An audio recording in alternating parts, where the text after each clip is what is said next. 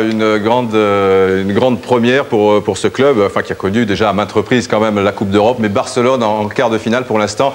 On n'a pas fait mieux, on en parlera dans la fin de ce reportage avec Michel Denisot. Tous les joueurs sont là, au total ils sont 19, et puis tout l'encadrement, il y a sensiblement 38 personnes ici à l'hôtel Les Dryades, à 20 km environ de Châteauroux, dans le Berry, c'est-à-dire dans le cœur de la France. Il paraît qu'il y a des sorcières, il paraît qu'il y avait Georges Sand, il paraît qu'il y avait Chopin, et il paraîtrait, Luis Fernandez, que vendredi dernier au Parc des Princes, il y a un résultat qui est un petit peu flatteur pour le PSG. On va rapidement voir les images. Il y a eu une deuxième mi-temps difficile, mais c'était bien parti la première. La première mi-temps, on a fait une très bonne première mi-temps. On a eu un peu de mal à la reprise en deuxième mi-temps. Mais par la suite, on a bien fini. On a gagné ce match face à une très bonne équipe de Lyon qui était quand même, avant de la jouer, deuxième du championnat. Voilà, donc on a vu le premier but de Valdo et puis l'égalisation de Rivenet. Et c'est là que vous avez un petit creux et puis il va y avoir un changement judicieux. Non, pas de changement judicieux. Je pense que les joueurs ont eu la volonté d'aller chercher ce résultat parce que on voulait gagner ce match et se repositionner dans le championnat, d'être à prendre la deuxième place. Voilà, donc Candido Valdo qui avait déjà marqué 2 buts contre Lyon en Coupe de la Ligue sur cette même pelouse. Et puis là, un coup d'éclair de Georges Weah et David Ginola en 2 temps. Et puis il y aura un 4e et dernier but signé Raï. Pour un entraîneur, le résultat est rassurant, la manière de... Effectivement, avant le déplacement difficile qui nous attend à Barcelone, c'est une bonne chose de retrouver une certaine confiance. Voilà, et puis on enchaîne avec, au stade Geoffroy Guichard, la volée de Wedek sur le corner tiré par Pedros, et puis l'égalisation. Karambeu qui est un petit peu pressé sur ce corner, mais à la régulière, et il marque contre son camp. Score final, 1 but partout, donc Nantes garde tout de même ses distances. Il faut noter également lors de cette soirée de championnat la très belle victoire de Caen à domicile, 4-0 contre Strasbourg. Belle victoire de Lens sur un terrain qui n'était pas évident, celui du Havre, le stade de Jules de Chazot, 3-2. Monaco aussi qui s'est bien repris, et maintenant avec le nouveau ticket choc banni de Ettori, 3-1 à Rennes. Et puis Nice, victoire très importante contre Metz, 1-0. Voilà Louis, je vous quitte quelques petits instants, on se retrouvera tout à l'heure. C'est pas un tableau noir, mais il est blanc, mais il est très important. Et on va continuer avec Bernard Lama, on va faire un petit break tout à l'heure, la deuxième division.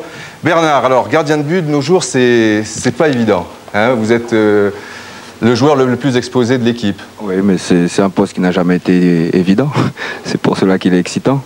Mais c'est vrai qu'aujourd'hui, à certains moments, l'attention se focalise un peu sur nous. Alors on va revoir les images là contre Martigues, où vous êtes mitraillé de... Bon, il y a des petites boules, des petites barres de fer. C'est le lot un peu de tous les gardiens de but français à l'heure actuelle. Barthès, c'était un pétard. Varmus, c'était même un coup de poing, un supporter à Bordeaux. Vous avez le sentiment qu'on prend vraiment le taureau par les cornes? Il y a eu quelques petites mesures comme ça. Vous vous sentez en sécurité maintenant? Vous pensez que vous allez l'être prochainement? En général, oui, je me sens en sécurité. Ce qui s'est passé dernièrement est quelque chose d'assez exceptionnel, qui se renouvelle malheureusement systématiquement dans ce coin-là quand le PSG se déplace. Mais d'une manière générale, on est en sécurité. Mais seulement le gardien est celui qui est la cible idéale, parce qu'il n'a que la surface de réparation pour se déplacer. Mais j'ai lu quand même quelque part qu'après chaque match à l'extérieur, vous téléphoniez rapidement à vos proches pour leur dire, bon ben...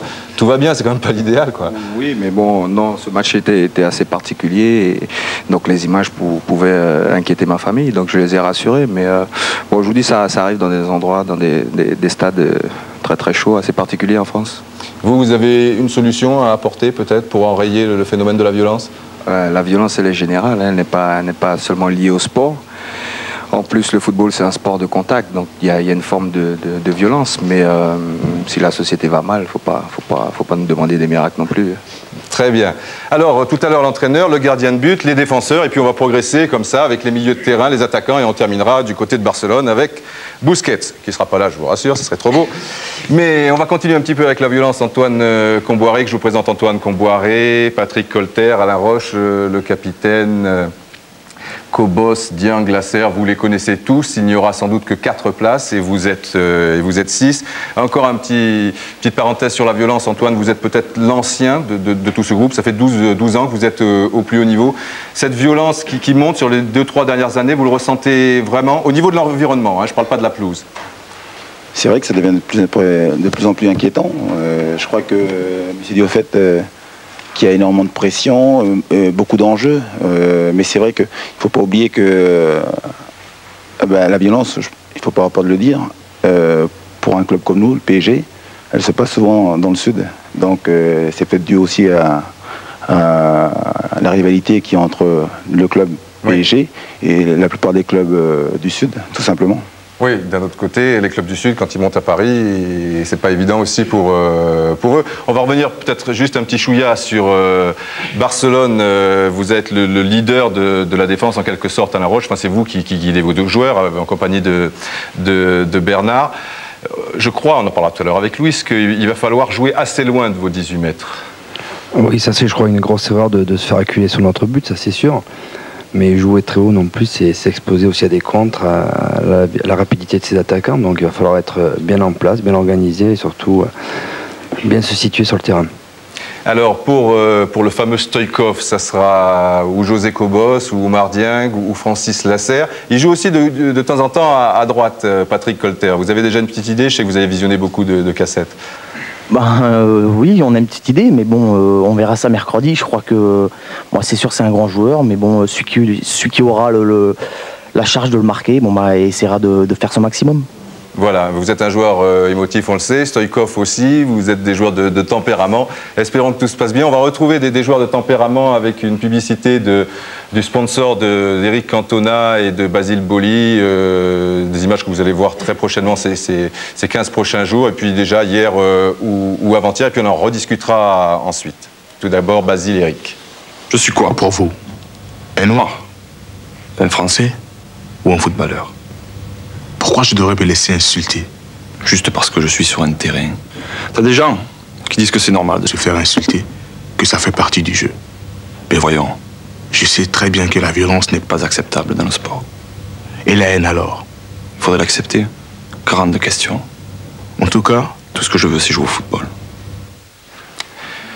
Voilà, c'est tout ce que demandent les joueurs de manière générale, comme quand ils commençaient pitchoun, jusqu'à être professionnels. Là, maintenant, milieu de terrain avec Vincent Guérin, Candido, Valdo, Le Guen, Bravo, le jeune Murati, le jeune Alou aussi, le roi de la pirouette cacahuète. Là, on a écouté les propos d'Eric Cantona, Daniel Bravo. Vous, les joueurs, d'une manière générale, vous n'acceptez pas le geste qu'il a commis sur le supporter de Crystal Palace, mais vous êtes peut-être plus à même de le comprendre. De comprendre cette montée d'adrénaline qui fait qu'à un moment ça explose. Mais je crois que surtout là, Eric Cantona a trouvé beaucoup de défenseurs au sein justement des joueurs professionnels, puisque c'est vrai que nous on vit ça tous les jours et qu'on est conscient que c'est très difficile parfois de garder son calme lorsqu'il y a un manque de respect des gens qui sont derrière les grillages. Et là en l'occurrence il n'y avait pas de grillage, donc il en a profité quoi. Mais tout le monde, sans dire qu'il a eu raison, tout le monde a compris son geste, c'est sûr.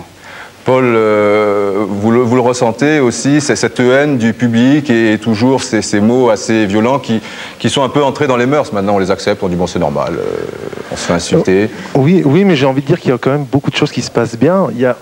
Bien sûr. Il y a une semaine de Coupe d'Europe. d'actualité, c'est pour ça. Il y a une semaine de Coupe d'Europe qui se prépare. J'ai l'impression qu'on parle beaucoup plus de la violence que des matchs qui viennent. Il y a de la violence, il faut lutter contre cette violence, mais parlons aussi des choses qui vont bien et qui vont intéresser beaucoup de gens la semaine prochaine. Je crois que ce serait bien aussi. On y arrive, Paul, avec Candido et Vincent, mais dans la mesure où c'était d'actualité avant-hier avec donc le procès, vous le savez sans doute, qu'Eric Cantona, donc maintenant est suspendu jusqu'au 30 septembre, et puis il y aura la justice civile le 23 mars prochain. Alors le New Camp, nous y voici, Vincent Guérin. Vous aimez courir, alors là vous allez être servi. C'est grand, très très grand. Oui, effectivement, mais je crois que je ne serai pas tout seul à courir, parce qu'il faudra être très très solidaire pour justement inspirer, ramener un très bon résultat de Barcelone. Alors à propos de solidarité, Candido, vous revenez à votre meilleur niveau, c'est une bonne nouvelle ça pour le Paris Saint-Germain. Vous sentez que le PSG qui a tâtonné parfois, qui a eu des hauts, des bas cette saison, revient au niveau de la solidarité à un bloc aussi puissant qu'il l'était les précédentes saisons? Je crois que les grandes équipes sont toujours présentes dans les grands rendez-vous. Et le PSG est là. Et la réponse, on va voir mercredi soir. Voilà, PSG sera là donc sans doute mercredi prochain. On continue avec la deuxième division. Très rapidement, il y a eu un match très important au stade Vélodrome cet après-midi. Mais il y avait également Guingamp, le leader, qui se déplaçait à Saint-Brieuc. Voici un premier but de Traoré. Ensuite, non, là c'est Saint-Brieuc, donc c'est Guy Verge qui avait ouvert la marque. Il y a une égalisation de Saint-Brieuc sur pénalty par Ré à la 75e minute, mais 5 minutes plus tard, eh bien, les rouges et noirs, les mêmes couleurs que le Cavigal cher à Bob Raymond, eh bien, vont prendre un avantage décisif par Carnot. On enchaîne, alors là ça intéresse les gens de la région, avec Guignon-Châteauroux et un superbe travail ici de Mahardi qui ouvre la marque donc pour Châteauroux, bien placé également dans cette division 2. Égalisation de Traoré à la 35e minute, ça a été la soirée des doublés, puisqu'il va y avoir un doublé de Traoré. Ici une petite mésentente, 2-1 pour Guignon qui jouait donc, je vous le rappelle, à domicile. Et puis égalisation de Châteauroux, le doublé de Mahardi retourné. Il est superbe. Et puis au stade Vélodrome cet après-midi, match au sommet entre Marseille et le Red Star. Marseille ici avec Franco Vignola, voilà un coup franc direct qui a dû être d'ailleurs dévié au passage. Nous sommes toujours en première mi-temps, une accélération terrible ici. Et il y a une faute dans la surface. Ça ne se discute pas. Et Cascarino, qui en a raté un certain nombre ces derniers temps, eh bien, ne laisse pas l'ombre d'une chance au gardien du Red Star. Et puis troisième et dernier but, signé Germain. Bravo donc à l'OM à domicile, devant le Red Star, tant et si bien que dans le haut du classement, Guingamp est toujours bon leader avec 57 points. L'OM 55, suivent le Red Star, mais le Red Star, attention, a un match en moins avec 53. Guignon et Châteauroux. Et puis il y a eu une autre victoire à l'extérieur. C'est Valence qui a gagné 2-1 à Mulhouse. Le temps de rejoindre les attaquants. Mais on va faire une petite mi-temps peut-être dans cette progression. Et je vais en profiter pour... dans le milieu du football, on les connaît bien. Tiburce Darsou, alors vous étiez, je vais essayer cette position, c'est pas facile. Hein. Darou, je l'appelle toujours Tiburce Darsou, c'est Tiburce Darou. Vous étiez un spécialiste du tennis, vous avez entraîné Lecomte, Becker, Noah, donc au plus haut niveau également en basket universitaire aux États-Unis. Et vous voilà dans le football depuis la saison passée. Hein. Il y a eu Courbis qui vous a emmené à Bordeaux, vous avez eu d'excellents résultats. Comment vous jugez le joueur de football de haut niveau par rapport à ces champions qui sont Noah, Becker, etc. Bon, ben, je pense que, comme je l'ai dit un jour, quand on arrive au haut niveau, que ce soit un joueur de tennis, un joueur de basket, un joueur de football, ils ont la même pression avant, pendant et après. Donc le problème actuellement, en ce qui concerne la différence, je pense qu'il n'y en a pas, et qu'à l'heure actuelle, ce groupe a besoin de comment dirais-je, de provoquer l'événement, et l'événement, ben, je jouerai mercredi, et tout ce qui se passe avant, ben, on essaie de passer au-dessus. Voilà le problème. Mais disons qu'il n'y a pas du tout de changement, il n'y a pas du tout de différence entre un gars qui joue un quart de finale à Roland-Garros, ou un gars qui est actuellement dans une équipe, où une équipe joue un quart de finale à Barcelone. Voilà. Dédé, vous êtes le masseur de l'équipe, un vieux de la vieille. Alors vous êtes un peu comme les coiffeurs, quoi. Les dames vont se confier là, elles se relaxent tranquille. Non, vous n'êtes pas le coiffeur, Dédé. Et souvent, les joueurs sont un petit peu, se confient au masseur. Est-ce que vous sentez, par exemple, qu'il y a déjà des petites blessures imaginaires qui se projettent à l'horizon? Non, pas de ça. Ils viennent au massage pour se détendre, pour récupérer. On essaye d'effacer les contractures, etc. Ça se passe bien et en fait, moins ils parlent et mieux ça vaut. Ah, parce que quand ils parlent, normalement, c'est que bon, ils ont besoin un petit peu de se rassurer. Ou... Ouais, c'est vrai, mais enfin, moi je m'essouffle et bon, c'est pas très bon pour tout le monde. Non, c'est vrai que c'est un moment privilégié pour parler, pour s'ouvrir. On écoute. Très bien, il y a des échanges qui se passent là et pas ailleurs. Très bien, Dédé. Merci. On va conclure avec l'attaque, mais tout d'abord des images qui vont nous faire beaucoup de bien. Et puis on va se faire plaisir. C'est toujours bon pour le moral de voir des moments importants avec les duettistes. Alors là, c'était en 93 au Parc des Princes, une équipe espagnole, le Real Madrid. Et ce fameux but donc de David Ginola sur cette remise de bravo. Et au départ, il y avait Georges Weah. Et puis, on va se retrouver un an plus tard, c'est un débordement de David. Et ça sera David Ginola, vous le savez, donc au départ, et Georges Weah à la réception. En ma compagnie, il y a Mboma, il y a Raï, David, Georges bien sûr, et Pascal Nouma. David, El Magnifico, c'est ainsi qu'on vous a surnommé. Puis vous avez connu un petit passage à vide. Où en sommes-nous à l'heure actuelle? Oui, le passage à vide correspondait en fait à une période où il y avait une blessure et ça se passait pas tellement bien pour moi, mais on peut rentrer dans l'ordre. Je crois que maintenant il n'y a plus de problème. De toute façon, il ne faut pas qu'il y en ait. Voilà, on vous voit tous les deux. Alors David, vous avez surtout bien brillé la saison passée, les années d'avant également. Georges avait connu une période difficile, il brille à son tour maintenant. Quand est-ce que vous allez briller tous les deux en même temps? Peut-être au New Camp, Georges? Ouais, depuis mon arrivée à Paris, avec David, on a fait beaucoup de choses. Bon, c'est vrai, la deuxième saison, ça n'était pas facile pour vous? Facile, parce qu'il jouait souvent, moi je ne jouais pas. Moi j'étais toujours dans l'esprit d'équipe, parce qu'une équipe c'est tout le monde. Mais cette année, nous on joue très bien ensemble, et toute l'équipe ça tourne. Tous les joueurs ont confiance, la bonne ambiance, c'est le plus important. Et bien tout va pour le mieux. Raï, vous avez joué contre Barcelone, finale Coupe intercontinentale avec Sao Paulo. Vous avez une parade pour essayer de contrer cette équipe qui, bon, ce ne sont pas les mêmêmes joueurs, mais c'est sensiblement toujours la même tactique de jeu, puisque le même entraîneur. Je parle pas trop vite, ça va? Non, ça va. Non, mais non, ouais, c'est un peu pareil encore à l'équipe. Et je suis sûr que je n'ai qu'une doute qui ont la condition de les battre. Mais bien sûr il faudra être au top pour les battre. Mais la confiance est là et puis ça porte bonheur. Il y a déjà un joueur ici qui a battu Barcelone dans un match de très très haut niveau.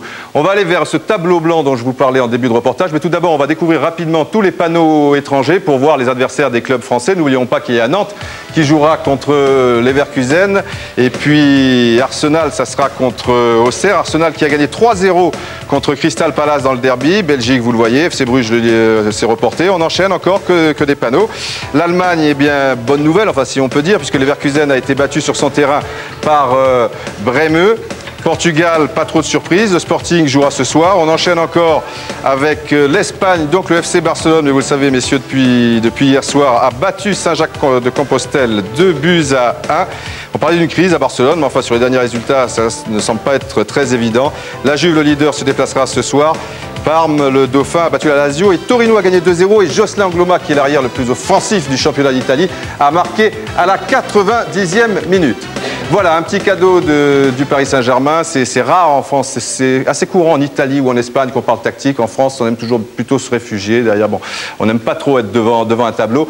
Joël, vous êtes la personne du PSG qui connaît le mieux Barcelone, puisque vous y êtes allé à maintes reprises pour les espionner, entre guillemets. Est-ce que vous pouvez expliquer le positionnement d'une manière générale? Là, c'est Barcelone en phase offensive, donc écrit en noir, et en rouge, ce sont les numéros des joueurs du PSG que l'on ne connaît pas encore. Tout en sachant que les hommes peuvent changer, mais le schéma tactique de Barcelone ne change pas vraiment. Bon, leur organisation, ils jouent une défense à plat derrière, ils essaient de jouer très très haut, et leur tactique, c'est de porter le ballon sur les côtés, faire déplacer le bloc, et quand c'est fermé d'un côté, il ressort de l'autre côté pour essayer que le bloc s'écarte. Et à ce moment-là, ça plonge dans les espaces. Et c'est dans cette zone-là que le danger est le plus important. Tout ça grâce au fait que Stoïkov et Korneyev écartent énormément. Deux joueurs capables de jouer long, Koeman et Guardiola. Le reste du temps, c'est un jeu très, très court, avec jeu un triangle, appui, remise, appel.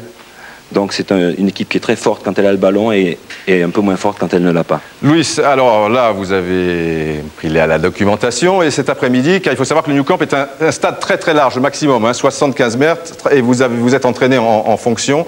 Quelle est la parade si Barcelone est en phase offensive, ce qui sera sans doute le plus souvent le cas mercredi prochain? La parade, c'est comme le disait Alain, je pense qu'il ne faut pas trop reculer. On a pu s'apercevoir que les derniers adversaires qui ont rencontré le Barça, plus ils étaient plus près de leur but, ils étaient en difficulté, plus ils étaient le plus haut possible, ils étaient en moins en difficulté. Je pense qu'il ne faut pas trop reculer et essayer de les priver de ballon parce que sinon ils sont effectivement très dangereux. Vous avez un stylo, là, vous avez travaillé un petit peu en atelier, vous n'avez plus besoin du micro? Non, c'est bon, on a le temps de préparer encore ça, entre demain et mardi. Alors entre les duettistes je pense que bon, il y a Stoïkov, Korneyev qui écarte au maximum et puis par la suite ça peut rentrer par le milieu comme le disait si bien Joe qui les a souvent vus jouer. Puis bon, il y a des individualités comme Guardiola, Koeman et les autres. Je pense que c'est un collectif, le Barça, et puis quand ça tourne bien, c'est danger comme on dit. Très bien, on va conclure cette page football. Bonne chance pour mercredi, bonne chance aux autres joueurs français.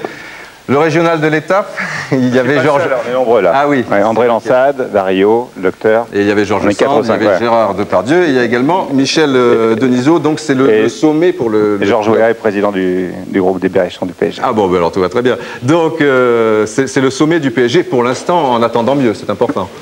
C'est le plus beau rendez-vous de l'histoire du club. C'est vrai qu'on a déjà eu le Real, on a eu la Juventus, on a eu Arsenal avec des bonheurs divers, mais affronter Barcelone, qui est la plus grande équipe avec Milan des 5 dernières années, c'est le plus beau rendez-vous possible en attendant le prochain. Voilà, Patrick, vous avez peut-être une question à poser à Michel. J'aimerais bien, car j'aime beaucoup Michel, il le sait, mais l'émission est terminée depuis 10 secondes. Il me reste le temps de vous saluer, de vous donner rendez-vous pour Irlande-France et Écosse-Galles la semaine prochaine. Merci de votre fidélité.